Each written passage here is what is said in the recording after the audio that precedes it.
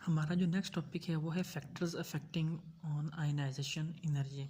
कौन कौन से फैक्टर हैं जो आयनाइजेशन एनर्जी के ऊपर अफेक्ट कर रहे हैं, हम वो डिस्कस करते हैं। तो सबसे पहले हमारे पास है वो है न्यूक्लियर चार्ज। ठीक है कि न्यूक्लियर चार्ज के इंक्रीज या डिक्रीज होने से आयोनाइजेशन एनर्जी के ऊपर क्या इफेक्ट हो रहा होता है। तो हमें पता है न्यूक्लियर चार्ज क्या होता है, number of positive particle with in the nucleus of an atom. ठीक है, जब number of positive particle with in the nucleus of an atom increase होंगे तो उसका मतलब क्या हो गया, न्यूक्लियस की जो पुल होगी उस इलेक्ट्रॉन के ऊपर क्या हो जाएगी, ज़्यादा हो जाएगी। जब ज़्यादा होगी तो इलेक्ट्रॉन क्या हो जाएंगे, न्यूक्लियस के करीब आना शुरू हो जाएंगे। जब करीब होंगे तो उस केस में इलेक्ट्रॉन को रिमूव करना एटम से किसी भी केस में, उस केस में तो हमारे पास जो आयनाइजेशन एनर्जी क्या होती है, ज़्यादा होती है। हमें ज़्यादा एनर्जी रिक्वायर होती है उस केस में इलेक्ट्रॉन को रिमूव करने के लिए। ठीक है, तो अगर न्यूक्लियर चार्ज इंक्रीज हो रहा है तो हमारे पास आयनाइजेशन एनर्जी क्या हो रही होती है, डिक्रीज हो रही होती है। ठीक है, अगला हमारे पास जो है वो है एटॉमिक साइज फैक्टर जो है। ठीक है, एटॉमिक साइज। ठीक है, अगर किसी हमारे पास न्यूक्लियर चार्ज अगर इंक्रीज़ हो रहा है तो आयनाइजेशन एनर्जी भी इंक्रीज़ होगी, क्योंकि उस केस में इलेक्ट्रॉन को रिमूव करना बहुत ही मुश्किल हो जाएगा, हमें ज़्यादा एनर्जी देनी पड़ती है। ठीक है, अगला केस है हमारे पास एटॉमिक साइज़। अब एटॉमिक साइज़ अगर हमारे पास इंक्रीज़ होता है तो हमारे पास क्या होगा, उसमें दो पॉसिबिलिटी है। तो शेल नंबर इंक्रीज़ हो जाएंगे, जब शेल नंबर इंक्रीज़ होंगे तो वो इलेक्ट्रॉन क्या हो जाएंगे, न्यूक्लियस से दूर चले जाएंगे। जब दूर चले जाएंगे इसका मतलब जो न्यूक्लियस की पुल है उन इलेक्ट्रॉन के ऊपर डिक्रीज़ हो जाएगी। जब वो डिक्रीज़ होगी तो हमारे पास हमें थोड़ी एनर्जी देनी पड़ेगी उस केस में उस एटम से इलेक्ट्रॉन को रिमूव करने के लिए। अगर हमारे पास एटॉमिक साइज़ बढ़ा तो आयनाइजेशन एनर्जी क्या हो जाएगी, डिक्रीज़ हो जाएगी। ठीक है, नेक्स्ट हमारे पास जो फैक्टर है वो है इलेक्ट्रॉनिक अरेंजमेंट। इस केस में ना आप दो बातें याद रख लें। अगर आपके पास कोई हाफ फील्ड ऑर्बिटल है, हाफ फील्ड ऑर्बिटल, ठीक है, या फिर फुली फील्ड ऑर्बिटल है, फुली फील्ड ऑर्बिटल है, तब इस केस में हमारे पास जो आयनाइजेशन एनर्जी क्या होती है, हाई होती है।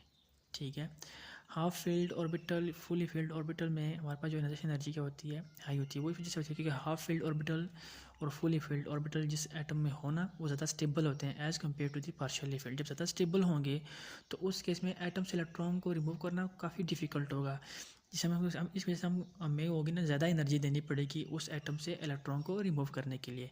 लेकिन जब कोई पार्शियली फील्ड ऑर्बिटल होगा तो उस केस में हमारे पास जो आयनाइजेशन एनर्जी क्या होगी, कम होगी, क्योंकि जो पार्शियली फील्ड ऑर्बिटल होता है ना वो ज़्यादा स्टेबल नहीं होता, वो अनस्टेबल होता है।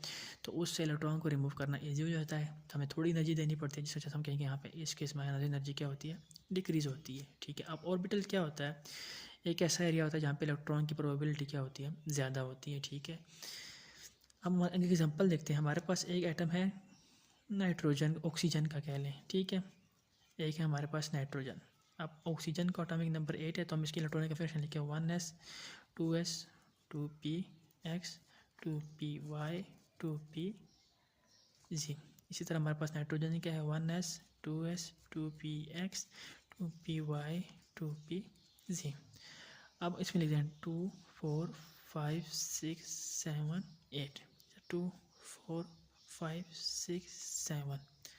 अच्छा, हमने कहा है जो हाफ फील्ड हो या फुल फील्ड ऑर्बिटल होना वो ज़्यादा स्टेबल होता है as compare to the partially filled. अब इस केस में नाइट्रोजन का देखना हमारे पास ये वाला जो ऑर्बिटल है, पी ऑर्बिटल, ये क्या आ रहा होता है, हाफ फील्ड आ रहा होता है। जब ये हाफ फील्ड है तो मतलब क्या है, स्टेबल है। जबकि ये क्या आ रहा था, हमारे पास पार्शियली फील्ड ऑर्बिटल है, इट्स मीन्स कि ये अनस्टेबल है। ठीक है, तो इस केस में इलेक्ट्रॉन को रिमूव करना इजी हो जाएगा, मीन्स हमें थोड़ी एनर्जी देनी पड़ती है।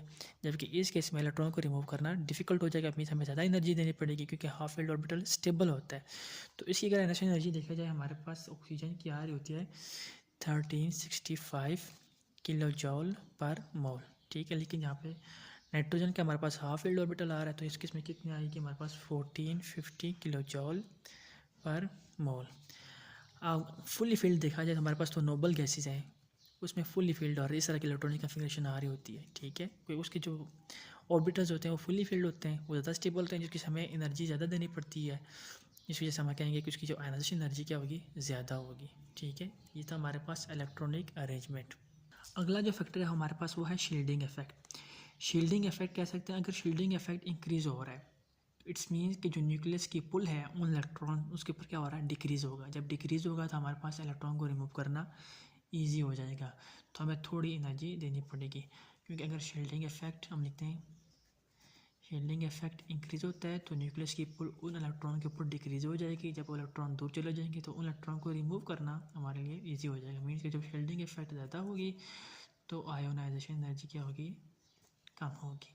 ठीक है, उसके बाद जो हमारे पास अगला फैक्टर है वो है spin pair repulsion. Spin pair repulsion, spin paired repulsion. ठीक है, नेक्स्ट हमारे पास है वो स्पिन पेयर्ड रिपल्शन। इसमें ये कहते हैं कि जो ऑर्बिटल स्पिन पेयर्ड है, मीन अगर कोई ऑर्बिटल है जो ऑर्बिटल स्पिन पेयर्ड है उनकी आयनाइजेशन एनर्जी क्या होती है, लो होती है। उनकी आयनाइजेशन एनर्जी लो। लेकिन अगर कोई अनपेयर्ड ऑर्बिटल है, अनपेयर्ड ऑर्बिटल, तो उसकी जो आयनाइजेशन एनर्जी क्या होती है, हाई होती है। अब रीज़न क्या होती है, अगर कोई ऑर्बिटल है उसमें इलेक्ट्रॉन स्पिन पेयर्ड हुए हैं, ठीक है। अब स्पिन पेयर्ड मीन कि वो एक ही ऑर्बिटल में मूव तो कर रहे हैं, उनकी स्पिन अपोजिट है, क्लॉकवाइज में मूव कर रहे हैं, दूसरा एंटी क्लॉकवाइज मूव कर, लेकिन उन दोनों के ऊपर नेगेटिव चार्ज है। जब वो नेगेटिव चार्ज होने की वजह से एक दूसरे को क्या कर रहे होंगे, कुछ हद तक रिपेल कर रहे होंगे। ठीक है, जब वो रिपेल करेंगे तो वो एटम के न्यूक्लियस से क्या उधर चले जाएंगे, दूर चले जाएंगे। जब वो एटम के न्यूक्लियस से दूर जाएंगे तो मीन्स कि उस इलेक्ट्रॉन को रिमूव करना इजी हो जाएगा, क्योंकि उनके ऊपर न्यूक्लियर पुल डिक्रीज हो जाएगी। इस वजह से हम कह सकते हैं कि जो स्पिन पेयर्ड ऑर्बिटल्स होते हैं ना, उनके ऊपर हम थोड़ी सी एनर्जी अप्लाई करके ना इलेक्ट्रॉन को रिमूव कर सकते हैं। जबकि अनपेयर्ड ऑर्बिटल होता है हमारे पास, यहाँ पे अनपेयर्ड है। अब इस केस में कोई रिपल्शन नहीं हो रही, इलेक्ट्रॉन जिधर है न्यूक्लियस के करीब है तो उधर ही रहेगा, तो न्यूक्लियस की जो पुल होगी वही सेम टू सेम होगी। तो इस केस में इलेक्ट्रॉन को रिमूव करना काफ़ी डिफिकल्ट हो जाएगा। एक एग्जांपल देखते हैं, हमारे पास वही नाइट्रोजन की और ऑक्सीजन की। हमारे पास ऑक्सीजन के केस में क्या होता है, 2px 2py और 2pz, तो 1 2 3 4। इस केस में हमारे पास एक स्पिन पेयर्ड आ रहा होता है। जब ये स्पिन पेयर्ड आएगा ना तो ये इलेक्ट्रॉन दोनों के ऊपर नेगेटिव चार्ज होगा, एक दूसरे को रिपेल करेंगे। जब ये रिपेल करेंगे तो एटम के न्यूक्लियस से थोड़े दूर चले जाएंगे। जब ये दूर चले जाएंगे तो हमारे पास इन इलेक्ट्रॉन को रिमूव करना काफ़ी ईजी हो जाएगा। ठीक है, लेकिन नाइट्रोजन के केस में क्या होता है, हमारे पास यहाँ पे 2px, यहाँ पे 2py, यहाँ पे 2pz, हमारे पास ये सारे अनपेयर्ड होते हैं। जब ये अनपेयर्ड होंगे तो इनके ऊपर कोई रिपल्शन नहीं होगी, तो एटम के न्यूक्लियस के करीब रहेंगे।